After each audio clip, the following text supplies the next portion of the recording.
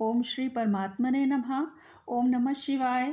श्री शिव महापुराण रुद्र संहिता खंड 3 अध्याय 26।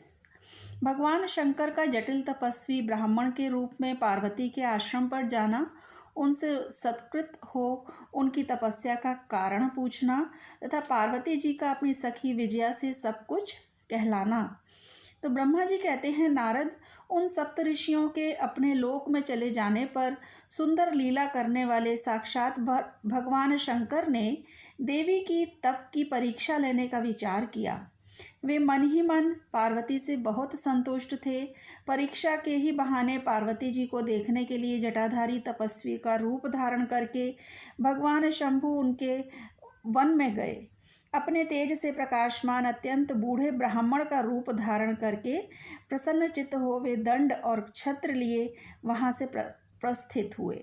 आश्रम में पहुंचकर उन्होंने देखा कि देवी शिवा सखियों से घिरी हुई वेदी पर बैठी हैं और चंद्रमा के विशुद्ध कला सी प्रतीत होती हैं। ब्रह्मचारी का स्वरूप धारण किए भक्तवत्सल शंभु पार्वती देवी को देखकर प्रीतिपूर्वक उनके पास गए। उन अद्भुत तेजस्वी ब्राह्मण देवता को आया देख उस समय देवी शिवा ने समस्त पूजन सामग्रियों द्वारा उनकी पूजा की। जब उनका भली भांति सत्कार हो गया, सामग्रियों द्वारा उनकी पूजा संपन्न कर ली गई, तब पार्वती ने बड़ी प्रसन्नता और प्रेम के साथ उन ब्राह्मण देव से आदरपूर्वक कुशल समाचार पूछा। पार्वती बोली, ब्रह्मचारी का स्वरूप धारण करके आए हुए आप कौन हैं और कहाँ से पधारे हैं? वेद वेत्ताओं में श्रेष्ठ विप्रवर, आप अपने तेज से इस वन को प्रकाशित कर रहे हैं। मैंने जो कुछ पूछा है उसे बतलाइए। तो ब्राह्मण ने कहा, मैं इच्छानुसार विचरने वाला वृद्ध ब्राह्मण हूँ, पवित्र बुद्धि, तपस्वी, दूसरों को सुख देने वाला और परोपकारी हूँ, इसमें संशय नहीं है। तुम कौन हो, किसकी पुत्री हो और इस निर्जन वन में किस लिए ऐसी तपस्या कर रही हो, जो पंजे के बल पर खड़े हो तप करने वाले मुनियों के लिए भी दुर्लभ है। तुम न बालिका हो न वृद्धा ही हो, सुंदरी तरुणी जान पड़ती हो, फिर किस लिए पति के बिना इस वन में आकर कठोर तपस्या करती हो? भद्रे, क्या तुम किसी तपस्वी की सहचारिणी तपस्विनी हो? देवी, क्या वह तपस्वी तुम्हारा पालन पोषण नहीं करता, जो तुम्हें छोड़कर अन्यत्र चला गया है? बोलो, तुम किसके कुल में उत्पन्न हुई हो? तुम्हारे पिता कौन हैं और तुम्हारा नाम क्या है? तुम महासौभाग्य रूपा जान पड़ती हो, तुम्हारा तपस्या में अनुराग व्यर्थ है। क्या तुम वेद माता गायत्री हो, लक्ष्मी हो, अथवा क्या सुंदर रूप वाली सरस्वती हो? इन तीनों में तुम कौन हो, यह मैं अनुमान से निश्चय नहीं कर पाता। तो पार्वती जी बोली, विप्रवर, ना तो मैं वेद माता गायत्री हूँ, ना ही लक्ष्मी हूँ और ना ही सरस्वती ही हूँ। इस समय मैं हिमाचल की पुत्री हूँ और मेरा नाम पार्वती है। पूर्व काल में, इससे पहले के जन्म में, मैं प्रजापति दक्ष की पुत्री थी। उस समय मेरा नाम सती था। एक दिन पिता ने मेरे पति की निंदा की थी, जिससे कुपित हो मैंने योग के द्वारा शरीर को त्याग दिया था। इस जन्म में भी भगवान शिव मुझे मिल गए थे, परंतु भाग्यवश काम को भस्म करके वे मुझे भी छोड़कर चले गए।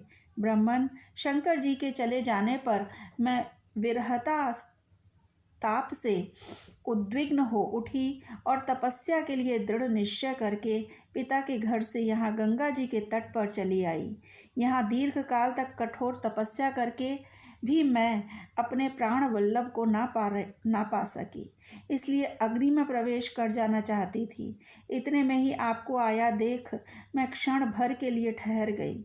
अब आप जाइए ताकि मैं अग्नि में प्रवेश कर सकूं, क्योंकि भगवान शिव ने मुझे स्वीकार नहीं किया, किंतु जहाँ जहाँ मैं जन्म लूँगी वहाँ वहाँ शिव का ही पति रूप में वरण करूँगी। ब्रह्मा जी कहते हैं, नारद, ऐसा कहकर पार्वती उन ब्राह्मण देवता के सामने ही अग्नि में समा गईं।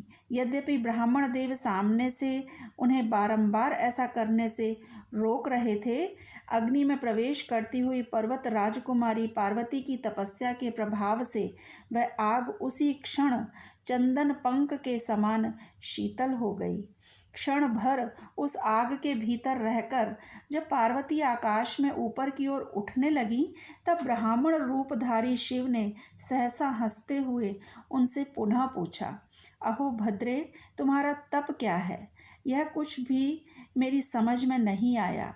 इधर अग्नि से तुम्हारा शरीर नहीं जला, यह तो तपस्या की सफलता का सूचक है, परंतु अब तक तुम्हें अपना मनोरथ प्राप्त नहीं हुआ, इससे उसकी विफलता प्रकट होती है।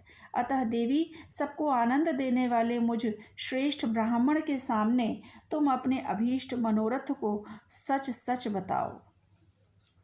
तो ब्रह्मा जी कहते हैं, नारद, ब्राह्मण के इस प्रकार पूछने पर उत्तम व्रत का पालन करने वाली अंबिका ने अपनी सखी को उत्तर देने के लिए प्रेरित किया। पार्वती से प्रेरित हो उनकी विजया नामक प्राण प्यारी सखी ने, जो उत्तम व्रत को जानने वाली थी, जटाधारी तपस्वी से कहा। सखी बोली, साधो, तुमसे पार्वती के उत्तम चरित्र का और इनकी तपस्या के समस्त कारणों का वर्णन करती हूँ। आप सुनना चाहते हो तो सुनिए। मेरी सखी गिरिराज हिमाचल की पुत्री हैं। ये पार्वती और काली नाम से विख्यात हैं तथा माता मेनका की कन्या हैं। अब तक किसी ने इनके साथ विवाह नहीं किया है। ये भगवान शिव के सिवा दूसरे किसी को चाहती भी नहीं। उन्हीं के लिए 3000 वर्षों से तपस्या कर रही हैं। भगवान शिव की प्राप्ति के लिए ही मेरी इन सखी ने ऐसा तप प्रारंभ किया है। विप्रवर, इसमें जो कारण है उसे बताती हूँ, सुनिए। ये पर्वत राजकुमारी ब्रह्मा, विष्णु तथा इंद्र आदि देवताओं को भी छोड़कर केवल पिनाक पाणी भगवान शंकर को ही पति रूप में प्राप्त करना चाहती हैं और नारद जी के आदेश से यह कठोर तपस्या कर रही हैं। द्विजश्रेष्ठ, आपने जो कुछ पूछा था उसके अनुसार मैंने प्रसन्नतापूर्वक अपनी सखी का मनोरथ बता दिया। अब आप और क्या सुनना चाहते हैं? तो ब्रह्मा जी कहते हैं, नारद, विजया का यह यथार्थ वचन सुनकर जटाधारी तपस्वी रुद्र हंसते हुए बोले कि सखी ने यह जो कुछ कहा है उसमें मुझे परिहास का अनुमान होता है। यदि यह सब ठीक हो तो पार्वती देवी अपने मुँह से कहें। जटिल ब्राह्मण के इस प्रकार कहने पर पार्वती देवी अपने मुँह से यूँ कहने लगीं, ओम नमः शिवाय, शिवजी सदा सहाय।